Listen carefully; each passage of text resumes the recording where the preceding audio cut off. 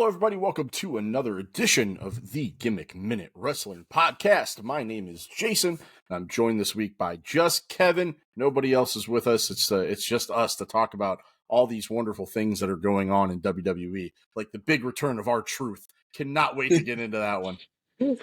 Did you see the video of him? He was in the crowd when Jay was on top of the cage doing the No, up and I did down. not. They had an exclusive video and they panned over and they're like, "Oh my God, look who's in the crowd!" And he was right there in the crowd doing it. That's awesome. That's awesome.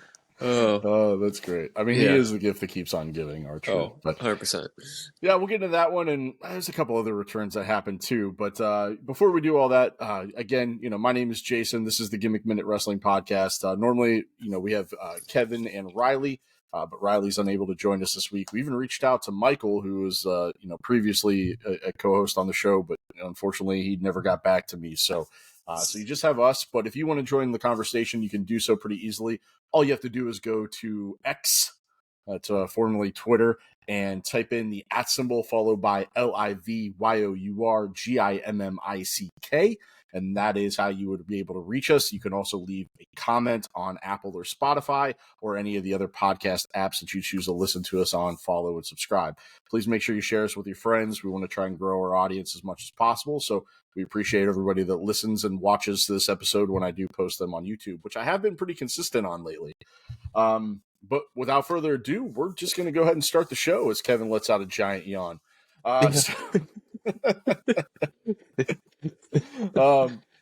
So I guess let's start with Survivor Series. We watched it together. You actually came over for it, so we got to sit down and enjoy it all together. And the show was a good show, I thought. I mean, it was overall, I thought, pretty decent, starting with the women's War Game match. What about you? Yeah, I mean, it was definitely, to me, the women never disappoint in war games. And no, I thought they worked hard, and it had ultimately, in the end, what we talk about, what we love so much in wrestling, is a story out of it. And the story out of it is, what's going to happen with Bayley and Damage Control. So yeah, without a doubt, and they definitely set the tone for that. The thing that this War Games match will definitely be memorable for me. I think just some of the innovation, like we've seen Io do some crazy spots on the top of the cage, but I think the fact that she had the chain and she pulled up the trash can with the chain and stuff like that, how innovative that was, that was a lot of fun. Yeah. There was just also some things, the moment with Becky and Charlotte after all this time finally coming together, and you got the hug in the middle of the match and stuff like that. I thought that was a nice moment. It helped cement this as more of a memorable War Games, because we talked about before, I kind of forgot the women even had one last year. Right. It just didn't. There wasn't a whole lot of it that really stood out to me. But this year, that's not the case. Yeah, and the whole thing with Becky and Charlotte, it almost sets up like a possible match in the future. You know what I mean? Like, you may think of it as like this whole unity thing, but I could definitely see them like going back into a feud with those two, because anytime they do a feud, it is money. Oh, without a doubt. Yeah. I mean, it's going to come to that at some point. It's just a matter of when. Right. Just like I'm sure Randy Orton will go heel at some point, or CM Punk. It's probably inevitably going to happen, but let's just ride the wave until we get there. Who? Yeah, right. We'll get to that, I guess. The only match on the card, because I thought, Dragon Lee and Santos was fun. It was a good way to start the show off. That match, looking back on it, is one of those ones that, like, it sucks that they were like limited for time for like them. Like, you know what I mean? Like, imagine them getting like another 10-15 minutes. Like, I'm sure they could have really and they worked hard for what they had. But like, I read that somewhere. They're like, somebody was like, yeah, I understand because of time, but they're like, those two definitely could tear the house down. Yeah, without a doubt. And there wasn't a whole lot of build to it, because it was really building for Carlito, and then it pivoted. Now, I thought it ended up being better to start War Games off, because it was a very fast-paced match, and I think it set the tone better for the crowd than maybe a match with Carlito would have. So Right. maybe that might be the reason for the change, barring there's really a significant injury with Carlito. Who knows? But and then Gunther and Miz, man, what a match! Like it was solid. Miz fought hard. It seemed like the type of match that really built up where Miz every single time he got some momentum and really started to fight back, Gunther just shut him down. And it was Yeah. just, just a beat down, beat down, beat down. But then Miz would fire up and fight back and fight back and fight back. And it doesn't look like the rivalry's over, evident by what happened on Monday Night Raw. Right. No, it was done exactly the way, like, if you were to envision that match, that's exactly how I envisioned it would go. Mm-hmm. No, I definitely agree with you there. And the only match on the card that honestly wasn't that wasn't that good, and I don't even know if it was the fact that the match wasn't that good. It just seemed like the crowd was really dead for it. Was a Rhea Ripley Zoe Stark match? Like, I guess I just am not sure with Zoe Stark. Is she just too? I think I called her vanilla on Saturday night. I you know what I mean? Like just something Right. about her. Like she Not just derogatory. Yeah. It's very, I know what you mean, generic. You know what I yes mean? Like, yes. just very, um, kind of bland. Like And I was kind of getting that. I was kind of enjoying her being heel. right. Yeah. Yeah, because yes, she to me would be. It's kind of like we always talk about. Like I've talked about, somebody like Dana Brooke.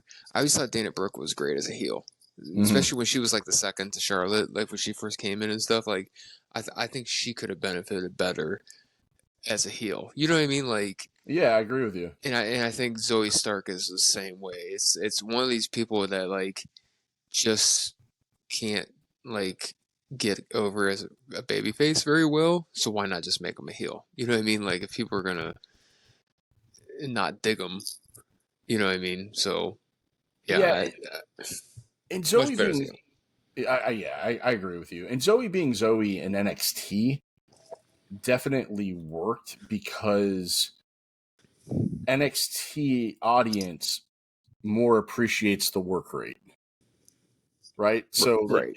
it's so the NXT audience definitely appreciates the work rate more. So I think she was able to stand out a little bit better in that circumstance because of that, and the audience appreciated her a little bit more. But in the WWE universe, the personality has to be there too, and she's shown glimpses every now and again of having it, and I kind of like the pairing they have her with Shayna, but the fact that she's getting the push over Shayna to me, just man, Shayna to me is on a different level than what Zoe Stark is. Right. Yeah. 100%. So, and then, of course, we got the men's Money in the Bank match. So we did not have the call out for Shinsuke Nakamura. We found out on Raw that Cody is the person he is actually targeting. So there was no moment there, that all the quote unquote CM Punk references and the promos and stuff like that were, possibly still put there on purpose, but maybe as more of a misdirection than anything else, Mm-hmm. possibly. So, Yes.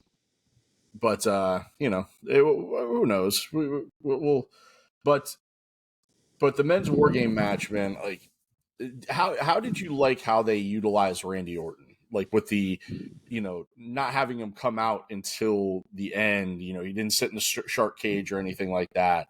Did you like that, or would you have preferred it maybe a little bit different? No, I think it was done the way it should have been. You know what I mean? Like, because you still had the element of, is he showing up? Is it somebody different showing up? You know what I Mm-hmm. mean? Like, because like we said, even though WWE promoted, oh, Randy Orton's back, like, they never really said, like, Cody never really said his name, and all night, actually, that was the thing. I think I said it to you, was all night he kept saying, he will be here. Don't worry, he will be here. I called Mm-hmm. him, not I. It was never. Don't worry, Randy will be here. I called Randy. You know what I mean? So, I thought it was done well, and he came in, did his spots. He, you leave him to the end, and I mean, it was done It was done very well. And I appreciated the misdirect of the Money in the Bank cash in too. Mm-hmm. That was done really well. I like the fact that Stick to the plan. You know what I mean? Like, yeah. what's the plan? You know what I mean? Like, because even in my mind, like when he said that, I'm like, I wasn't thinking, okay, we're gonna cash in. Even though we've talked about it and thought about it, I'm like, Mhm. okay, what's the plan? It's got to be something else. Yeah. Yeah, and that was and that kind of led into something else I'll talk about here in a minute as my dog is crying at the top of the steps. But so the match ended up we kind of called it, right? Randy's team, Cody must pose, however you want to go with it, but the face team got the win in both War Games matches, which is kind of surprising too. And the two factions were not able to come away with the win.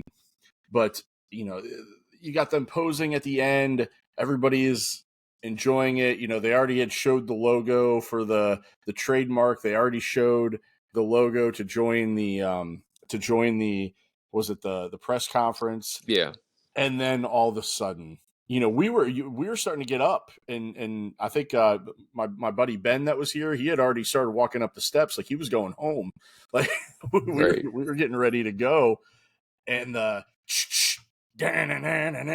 dude, I mean, I couldn't believe it. Yeah, I mean, it was one of those things even though and spoiler alert, by the way, we've been telling you everybody this for months. Right. You're welcome, Michael, if you happen to listen to this episode. We've been telling you CM Punk was coming back. Um, yeah, it was once again very surreal, and the reason was to me, you know, you talk about this as opposed to his AEW debut. We we knew that was happening with AEW, Right. and and that was still incredible though. You know what I mean? Like I'll never take that moment away, especially from AEW or him or anything. That to me was still tremendous because that was his first step back in. Um, this is something that you know just and I like CM Punk. I'm not the biggest CM Punk fan. You know what I mean? Like I do like him. I do think he's very. I do think he is old school, which I like. You know what I mean? Like he is somebody that gets you mainstream media talk, all this and that. So it just to see that, it was just like, are you freaking kidding me right now? We've been talking about it, we're like, oh yeah, it's gonna happen, but like you didn't really think it was gonna happen though. Yeah, it's You it's know what one I of mean? those. Yeah, it's one of those things where you're like, yeah, because how many times did we say that in the past too? Like, I think he's gonna finally come back, or even when there was speculation of when he did go to AEW, there was some speculation there that he may sign with WWE, and he admittedly almost did. Mm-hmm. So there was always that what if there is that possibility, but until you see it and until it actually happens. It was the same way when he debuted with AEW. Like you knew it was going to happen, but until you saw him actually walk out there with Cult of Personality playing throughout the arena, it's a whole different thing, man. Like it's a different reaction. It's like holy shit, it actually did happen. Yeah, You know, and how smart of him and of Living Color, even though it's Living Color's song, because AEW has some kind of rights deal to call it the personality that Tony Khan did or whatever. All they did was remaster it. So they basically redid the song. Like that's not the original like studio version that they did back in whatever the late 80s.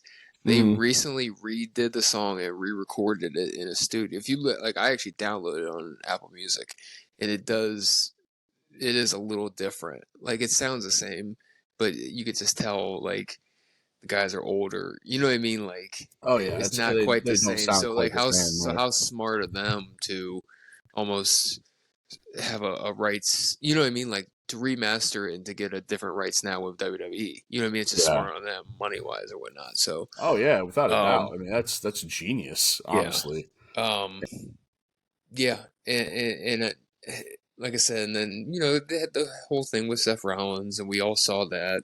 And then once we kind of started figuring it out, and kind of like the cool thing was that like the thing I heard that was all the talent that was in the main event were told right beforehand, so they all knew. Mm-hmm. But they were probably some of the only ones that really knew. I'm sure Michael Cole and Corey Graves knew, but I guess like Triple H came in at the last minute, cleared the whole area, and like he took over like the production, where as far as like music and stuff, and he said, "Hey, cue this music."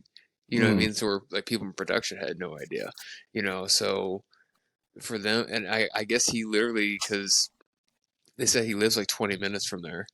He literally drove there and pulled in like right before this all happened. And I guess the deal was not done until like sometime that afternoon. Like he signed the contract. Signed the contract. Supposedly it's like a 3-year contract. Supposedly he has a behavioral clause in his contract. I don't believe that for a Yeah, I second. don't either. Like, come on. Who's reporting that? Like, where's that coming from? Right, and that's what I'm saying is like, okay, what 45-year-old are you going to give a behavioral contract to? I think it's more of a, hey, I'll give you my word. You know what I mean? Like, I'll give you my word if you give me your word type thing. You know what I mean? Like, I'm not putting anything in writing. So, Yeah, I mean, if you watch the press conference, Triple H did say that this kind of came together quickly. Now, yeah, whether or not, like, obviously he's going to sign the contract that day, because as soon as that contract's signed for legal reasons, it has to be filed, and then it becomes record. right. And then people would know, and that would ruin the surprise, right? So obviously he's got to sign the contract that day. So until he actually signs the contract, you don't really know for sure. But I'm sure that the talks had kind of happened. This whole narrative that everybody had about, was it Meltzer that reported that Punk had to talk to the board members of WWE before this could be a thing. Like, Yeah, that's whatever. not a thing. That never happened. That wouldn't happen in a million years. No, Like, that's not even a normal practice in wrestling no, business. it was basically talk to Triple H and Nick Khan, and Yeah. that's it. And that's apparently what him and Triple H had I guess a phone conversation a week ago for a few Yeah, hours, and worked it's everything funny. out, and And it's funny too because it's funny too because Triple H even said during the press conference, he was actually asked like how much input does TKO and Nick Hausman and everything have in signing talents and moves like this, and he said none. He said, right. we're trusted to go out and do what we do to make our business. Like, Plus there's it's little to no involvement. He goes, some of those guys are probably watching the show like, holy shit, CM Punk just came out. yeah, and that's the thing. It's CM Punk who has a great relationship with all those guys, Dana White, UFC, whoever, and you know what I mean. Anybody that's involved with that side, you know what I mean. Like he's worked for them, he works for them. You know what I mean. So like, Yeah. of all people, they would ever be like, oh, like you just said, fuck yeah, you know what I mean. Like now, if it was, if he like signed like, Jeff Hardy or something like that, they'd be like, oh god. All right, I'm just gonna point this out real quick before so I can just take this off the screen. But if you're keeping track at home, I had a I can't even talk. A clean sweep of the Survivor Series. I got every match correct. You, unfortunately, picked Damage Control to win the women's War Games match. And Riley not only picked Damage Control, he also picked The Miz. So, Yeah. I think I'm the new Gimmick Minute Live and Worldwide Champion, right? 4-time? I think you're at 3 times now. All right. 3-time Gimmick Minute Live and Worldwide Champion. Yeah, I you grabbed could my belt, but it's attached to the wall right now, so yeah, we'll leave it where it's at. But the new version of your title. yeah. The NXT version. Yeah, the NXT version. There. It's I'm pointing out my I can't. There we go. Right there. Right there. Yeah, Live right and there. worldwide. There it is. There Oh we wait, I'm pointing at my camera, not this screen. All right. So, let's break down a couple things that happened as a result of CM Punk showing his face. One, the interaction between him and Randy Orton was freaking hilarious. But there was the whole Seth Rollins freak out. Now, Corey Graves did not look happy about this at all. It is very documented that Corey Graves and CM Punk had a bit of a falling out, and they used to be close and no longer are. Now, could those fences be mended? Have they been mended by now? Who knows? We really, it is what it is. But he did not. He genuinely did not seem happy, and he's the type of guy that kind of wears his emotions on his sleeve. Seth Rollins flicking off, cussing out.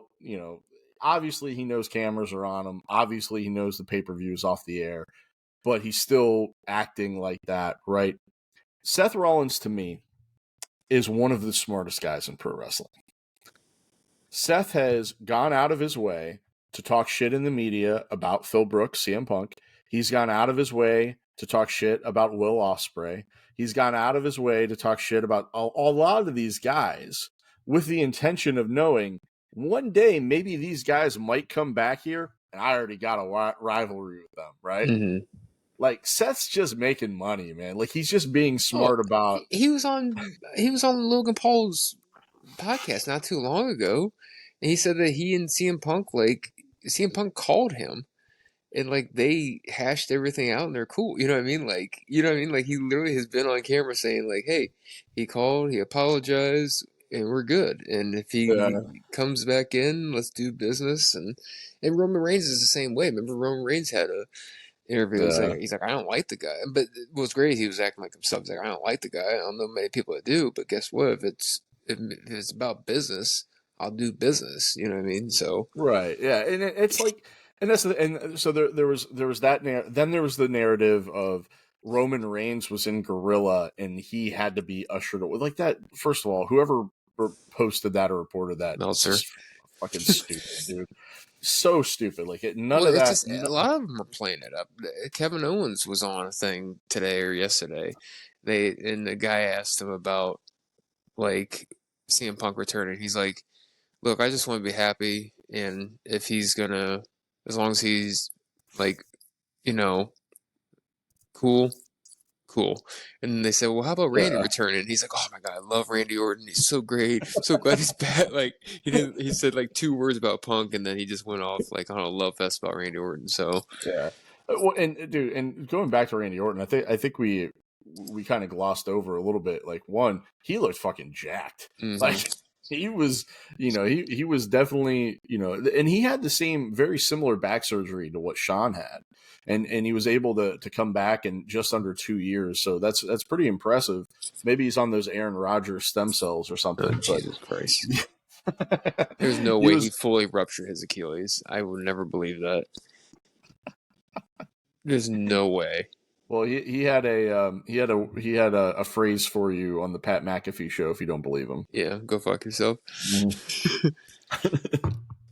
So, but yeah, I mean, the fact that he was able to come back in less than 2 years from that type of injury, and obviously the surgery is probably a lot different than when Sean had it 20 some odd years ago, and maybe less invasive and a better recovery time, and honestly, I think part of Sean's deal was, I think his recovery, his absence from the ring post recovery had more to do with his drug problem than it did his back issue. Yeah.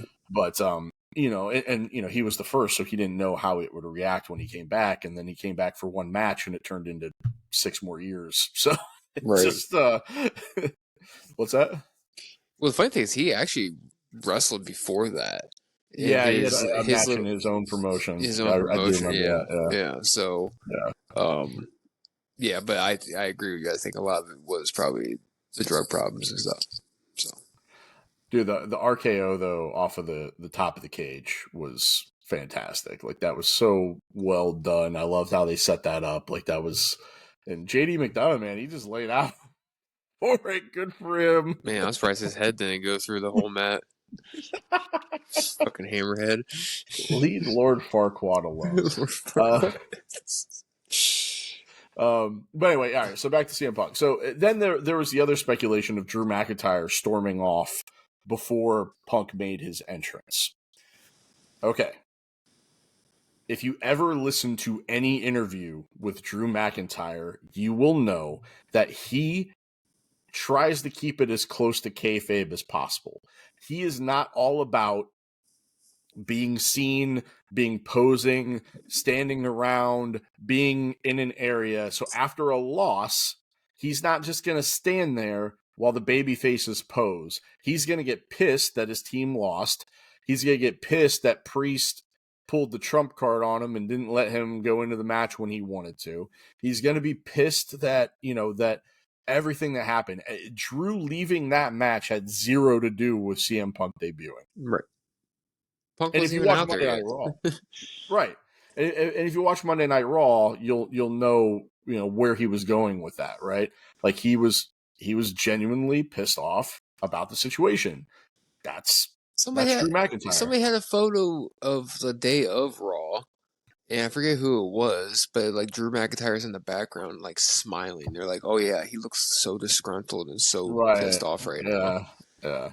It's his character. He's in the midst of a heel turn. Like he's Dude, when he headbutted Seth, I thought he hit Seth, and so I saw the he hit the replay. title belt. Yeah, he hit the belt. So I was like, "Oh my god, if that's him, like what does Seth look like right now?" But then when I saw the replay, or they said, the replay, yeah, that was fucking awesome. It's very unlike Drew McIntyre to post anything on social media, but he had tweeted out a picture of his head busted open. Eyes. What do you see? Look at my eyes. What do you see? Did you see my reply to it? Yeah. What is it? It actually rhymed. I said a guy that did it rhyme? I don't even remember now. I feel like it did. I think I said something like a guy that hit the title belt when he tried to headbutt Seth or something like that. I don't know. Am I gonna be able to find it now? Am I a poet and I didn't even know it? I feel like it was look into my eyes. What do you see? A guy who hit the title belt accidentally. Oh, it wasn't it? Yeah. Who headbutted the title belt accidentally? Yeah. Apparently, yeah. Yeah. Oh fuck! I didn't even know I did that. That's hilarious. Let's see. Where was I before all that? Oh. Yeah, so the Drew McIntyre thing, nothing to do with CM Punk. McIntyre's got his own thing going on. And then Monday Night Raw happened. And I think we got one of the highlights of Monday Night Raw was Randy Orton with Rhea Ripley in the ring. Oh yeah, Daddy's back. Yeah, dude. That was so good. Yeah. And the crowd immediately got into it. And we got a Randy Orton match, which I was kind of surprised that he jumped in and had a match right away. Mm-hmm. I mean, I know it was against Dom, but great for him. And there was more, Judgment Day stuff, but I think everybody really, because the show was kind of like, the show kind of was what it was. It wasn't the best episode of Monday Night Raw. It was not very good. No, and I don't know if it was the arena or if it was just, or if it was the crowd. Like I don't know what it was, but yeah, there was not much out of the crowd for that. Especially when Punk came out, like he was out there. It was just like it was dead. Yeah, and like some of the other matches, and it seemed kind of loud for Randy, but even when Randy came out, it wasn't even the greatest thing. So I don't know if maybe it was just the arena, or maybe the crowd was just so loud from the Saturday night with the wooden roof and the in the Allstate Arena that maybe it I don't know. I don't know. But then there was the promo by Punk. I at first I was just surprised because I was expecting maybe a little bit more fire. But I guess it got cut short too, because the Randy Dom match went long. So gotcha. he was supposed to get like 15 to 20 minutes. He only got like 6-7 minutes. Okay, all right. So he kind of had just kind of bits and pieces or whatever. Gotcha. Okay, all right.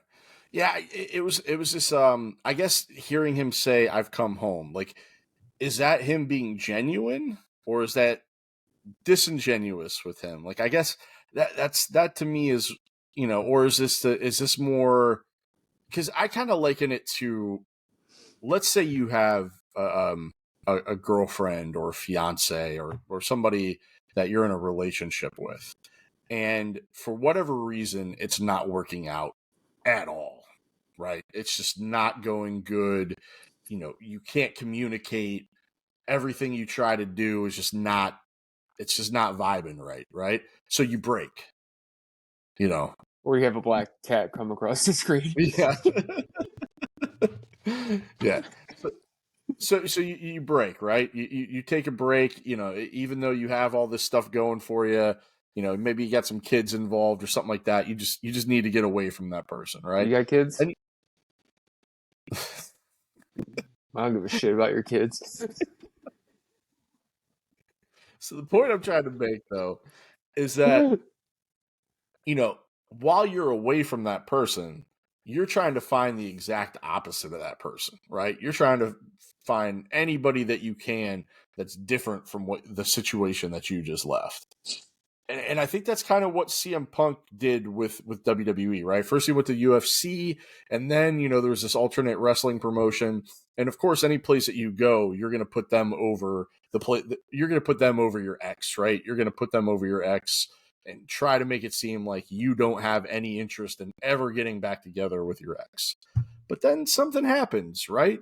Circumstances change. You grow up a little bit, you mature a little bit, you have conversations, and maybe that person's changed, and maybe that person's accepted that, what, I was kind of at fault with that too. I kind of fucked up a bit. I maybe, just maybe it was more me than it was you, or maybe it was more both of us than I admitted the first time, right? And then you find a middle ground and you have a conversation, and you start to find like, maybe this is the person I am meant to be with. Maybe this is the place that I'm supposed to be. And you end up back together, right? Like, I feel like that's kind of what this promo was saying. Am I off base with that? You lost me at girlfriend, so. Okay.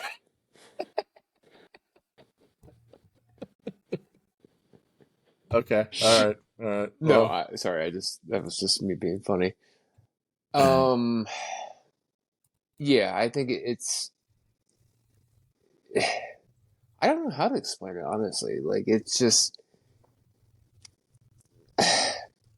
listen, everybody deserves a second chance, and you know, it is one of those things. Sometimes you gotta just, you know, leave and come back. You know what I mean? Like, it is almost like a relationship where, like, maybe if you get separated and you go and you think you're gonna find something better, and then you realize, no, this is where I should be. I should be back over here.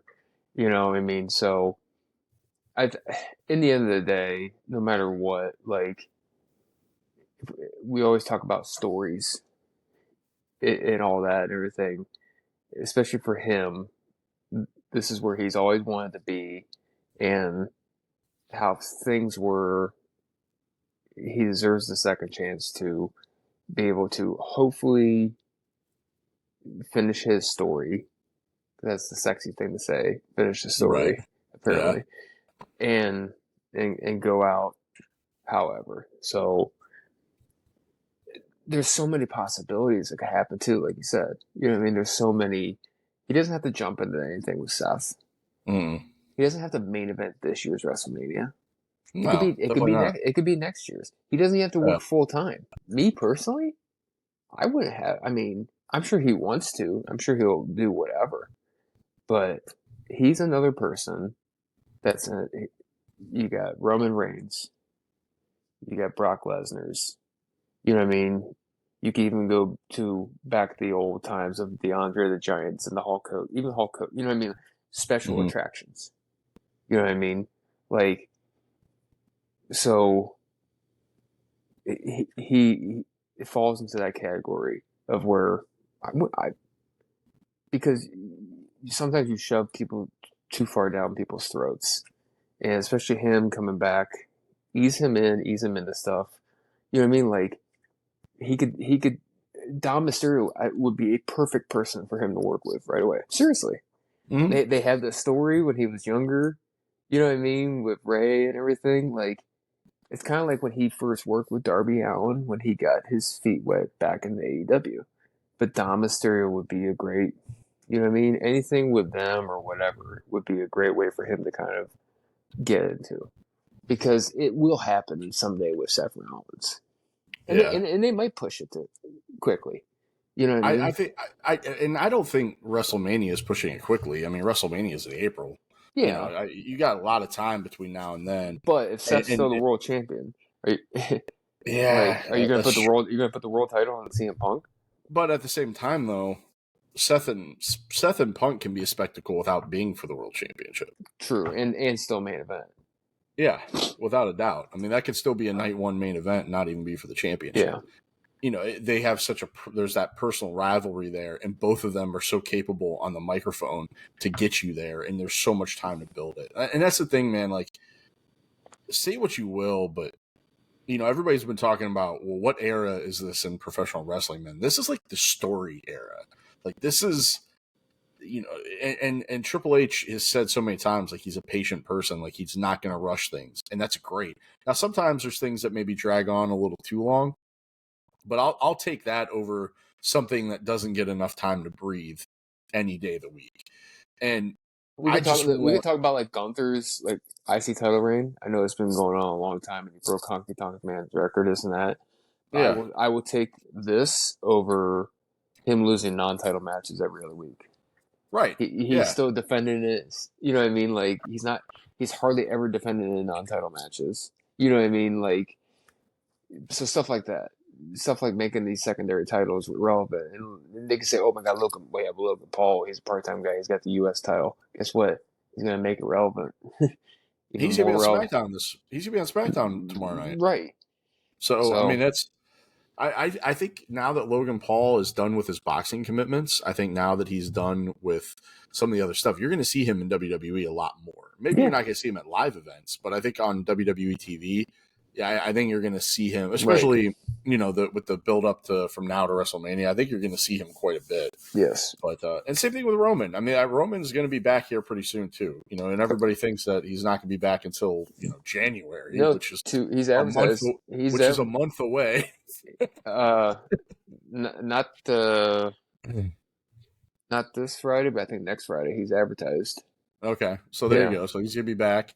So there's so much going on, and Randy has already said he's gunning after Roman. So there's no guarantee Randy's even gonna be on Raw. He might end up on SmackDown. You don't really know where CM Punk's gonna go. They're kind of just they've been on Monday Night Raw, but maybe they're free agents and they could just kind of show up where they want. Supposedly CM Punk is listed as a free agent. Okay, so. Yeah, so man, it's a great time to be a wrestling fan. It's a great time to be a WWE fan. There's so many good things going on right now, and this only adds to it. Like, CM Punk, when he came to AEW, was supposed to be like the savior of AEW. Like, he was supposed to be the poster child. Like, we're putting all our eggs in this basket, and even doubled down on that when they created Collision and basically made it revolve around him. Now he's just a part of the now he's, by his own words, just another cog in the wheel. Like, he's back to just being a cog in the wheel. He is a piece on a chessboard that Triple H has to use to kind of move around and put him where he works. And man, like, the more pieces that he can have on that chessboard, especially pieces like CM Punk or Brock Lesnar or Shinsuke, this heel version of Shinsuke Nakamura and everywhere they're going with that, man, it's just great for us as viewers, as the audience, to be able to sit there and witness it. Yeah, what's crazy to me is, like, if you look at like SmackDown, they got some pretty amazing talent on SmackDown. Yeah. Raw is fucking loaded. Right. So what is, you know what I mean? Like, yeah. You just look at both rosters. It's just, it's incredible. Not to say like AEW's loaded. Yeah, they're just not, like, they just don't know how to pack they don't know how to know how to move those chess pieces in the right direction. Right. Yes. So there's a couple. They're loaded but not strapped down. So there's two things on AEW I want to talk about. One was Adam Copeland's promo with Christian. I thought that was really well done. Their censors totally shit the bed on Adam saying "go fuck yourself" because they tried to beep it, but they were really late. Mm-hmm. They muted like 30 seconds after he said it. And then you had the crowd chanting the F word at one point in time too during the show, which, man, I like, dude, if I'm Warner Discovery though, they don't have a deal right now. And I almost have to wonder if things like this are the reason why. Probably, especially because Warner Brothers is supposedly in talks to try to get Raw. Dude, can you imagine how brutal that would be for AEW? Like, where would they go? What other network would pick them up? USA, I guess. I don't know. Somebody said this is the future, and it was the Raw logo, and underneath it was the TNT logo. Because that opens up streaming options for Max too. If they're, it's like, well, they're getting paid so much by Peacock. Peacock's paying them how many? But they could do exclusive stuff for Max though. Yeah, like, you know what I mean, like they do for A&E or something like that, or maybe. But what if that Peacock deal ends and they already have this existing relationship with Warner Brother Discovery? Right. Then that can move the network then to Max, but which I'd be fine with because I already have HBO Max as part of my package or whatever, so I could just cancel Peacock and just say fuck that. Yeah, same here. But it's just like I don't know, man. Like, there's so many different things going on, but it just seems like sometimes they just shoot themselves in the foot. And and while that segment's cool and it's the buzz and it gets that, they definitely have that blood feud going on, and that match is everybody's going to want to see that match next week. So I feel like that match is going to drive a pretty big rating. It's just, could we have done without? Even when Christian said it, it was like a holy shit moment, but could we have done without that? Like, it's the same thing with like the Hangman Adam Page and Swerve Strickland, like the drinking the blood. Probably could have done without that, because that match by itself stands alone. But that moment, yeah, I know. This rivalry, it's a great rivalry, great moments, great back and forth, great character work. But do we really need to utilize the F word on cable television? Right. Like, you know what I mean? Yeah, it's just I don't know. Like, to me, AEW it's frustrating because it's like, okay, you have that rivalry because that's a good nostalgic thing. You know what I mean? For the normal fan. Okay, you got the stuff with Swerve and Hangman. Like, those guys are stars. Like, boom, right there. Okay, there's two things. MJF is MJF, and this whole aces and eights thing, or excuse me, the devil thing, or whatever. You're buying into bully race theory, huh? Yeah. So, but it's still compelling. You know what I mean? Because, and then you add in the stuff with Adam Cole and Roddy, and all of them have been money. You know what I mean? And then, and then Timeless Tony Storm. Yeah.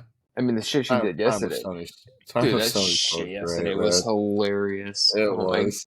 My God. I got a touch of the gout. Oh my God, so funny. So it's just very frustrating. Like, I mean, and who knows? Like, with Will Ospreay coming in, but like, but dude, I don't see Will Ospreay telling a story. I see Will Ospreay putting on great matches and great spots and being athletic, but they have 1,000 of those. Yes. So and that's the other, and that's the thing too, is that Will Ospreay appeals to the audience they already have. It doesn't appeal to an audience of the masses. Like, if you're trying to bring in people, like CM Punk had that mass appeal, right? Like, but even him with that mass appeal really didn't move the needle all that much in the ratings. Like, yeah, a little bit, but right. I mean, but he comes back to WWE and they fucking break social media records. Like, right. You know what I mean? Like, yeah, it's just the difference between the machines, but like, it's just crazy to me how they just, and maybe this is what Tony Khan wanted. It's like a passion project for him. Like, it doesn't seem like he cares whether or not it's a viable business. He wants to basically have his dream match factory and but they are starting to tell good stories. Like, and the last thing I wanted to talk a little bit about was who is the devil, right? So you think that it's an ace and eights thing, and MJF is just pulling the wool over everybody's eyes, and it's actually him. Um, that's part of it. I mean, I keep going back and forth between him and Adam Cole. Okay. But I never really thought about it being him until I saw the thing with Boy Rays. It's a Yeah, good no, it's he had a great point. he did. You Yeah, know what I he did have mean? a great point. Like, I mean, that's not people have said that, but then now they're like, oh well, he was in the ring. It definitely can't be him. And he's like, bullshit. So did you catch last week when Adam Cole was sitting there and he reached his hand in his pocket Yes, before the yes, yeah. So that was interesting. But yes. what if Adam Cole's a part of it too? You know what I mean? Like what if it's MJF and Adam Cole doing it together? I don't think that's necessarily the But see, case. and that's the thing too is like, if this is MJF doing it, like he's not really I mean, he's only been terrorizing himself. You know what I Right. mean? Like we're Well, they beat up the Acclaimed and yeah, Daddy Ass and threw them through glass. But the weird thing is they attacked the Gun Club too at one point in time. yeah, and Jay White and all that. You know what I mean? Like Yeah, I don't know, but yeah, I maybe don't they're know. attacking people that are trying to go after MJF. So now they got this tag team match next week, which is going to be interesting. Like, and I'm wondering too, like, is this whole storyline going to end up being snake bit? Because how serious is Max's shoulder injury? Apparently he needs surgery on a torn labrum. So is it that serious of a tear to where he's going to require a bunch of time off, or is this going to keep going for him? Right?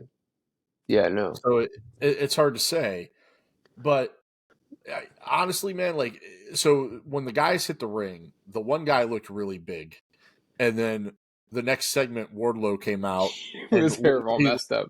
he looked like he had his head in a mask. I saw that. So the theory that somebody brought up that I saw, and I would love to give credit for this person, but I kind of saw it in passing, so I'm sorry if I missed it. It's the Pinnacle. It's FTR, Sean Spears, Wardlow coming back for their revenge on MJF. I could see that, but they would but that's the four guys that were in the ring. That's not the devil, right? The devil's the one pulling the strings, and I would imagine that it would probably have to be Adam Cole, and that's the only other person. Now it doesn't really make sense that if it's the Pinnacle, that Adam Cole would be the one driving it, though. I mean, Unless he what just about Jungle? tried What to about find Jungle? What people. about Jungle Boy? But it doesn't make sense though. Like there's not like Jungle Boy was starting his heel character and was doing the whole thing with the FTW Championship and Hook before all that stuff happened with the Crimea River and him getting suspended. But it's like it's storyline wise, I would have a hard time buying it being Jungle Boy Yeah, plus that'd be to me or it'd be kind caring if it was Jungle Boy. of exactly that's what I'm saying. I would kind of be disappointed. Like no offense to Jungle Boy, but like he's not there yet in Yeah, my mind. Of like I think he could, whatever, but not like world title and picture. AEW loves to steal 90s WWE storylines. What if the devil comes out, they got all the cloaked people behind him, and MJF takes off the mask and goes, "It was me, Max! It was me all along!" Uh, have the Attitude Era was great. That was one of the worst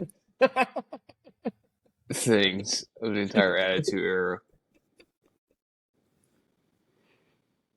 A higher power. Jesus. Or it's Tony. What if it's Tony Khan? Hmm. You want to leave me in 2024? I still like when he. What'd you say? Nothing, boss. That's still one of my favorites. Oh man, I don't know, but again, it's a compelling storyline. They're doing a great job with it. It's got everybody talking, everybody trying to speculate, everybody guessing, and really, it could be any of the people that we mentioned, or it could be somebody completely different. It's just and we could all be surprised, we could all be disappointed. It's just I'm enjoying the ride while it's lasting. It's Vince McMahon. It was me, man. It was me all along.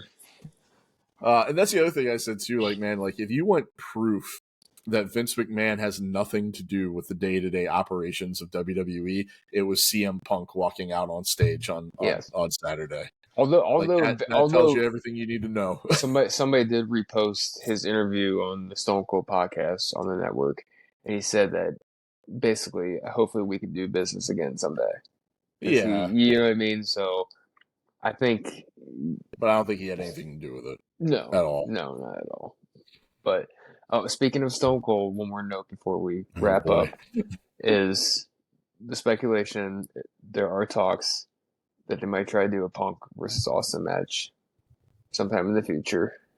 Dude, Fightful's losing some credibility with me though. Like that, like they before were pretty on with a lot of stuff, but especially with this whole CM Punk thing, like they've reported a lot that was not true in this whole thing.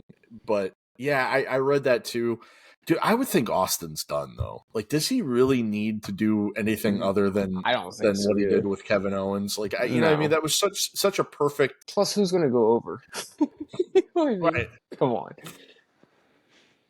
I mean, I know that was always the dream back in 2012, 2013 or whatever. But it can only work if Punk was like Punk character, like feuding with Undertaker. Like that vicious type thing, or even like straight at straight at society type Punk. Like, I mean, honestly, man, I feel like no, I feel like Stone Cold's book on wrestling ended in such a perfect note with that WrestleMania match with Kevin Owens. I don't see it happening. Like I feel like that. Unfortunately, that's one that we'll only be able to play in video games, right? And I'm okay with it. You know what I mean? There's so many other dream matches that you can have with CM Punk right now that don't involve Stone Cold Steve Austin that I don't think that is a story that has to be told. Right. No, so, I agree. But, whoever thought CM Punk would be back in WWE? So, obviously, anything literally can happen. Hell froze over. Got the picture of the point with Triple H. Like that's like that's obviously it. I mean, nothing is impossible, but I don't think that's something that's ever going to happen. They're going to say, but I don't think this is possible.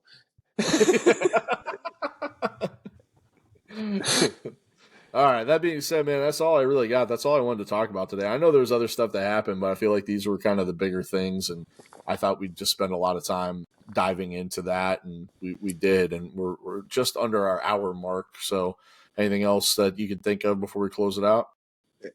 Hey, as long as we get a CM Punk versus Barry Windham match.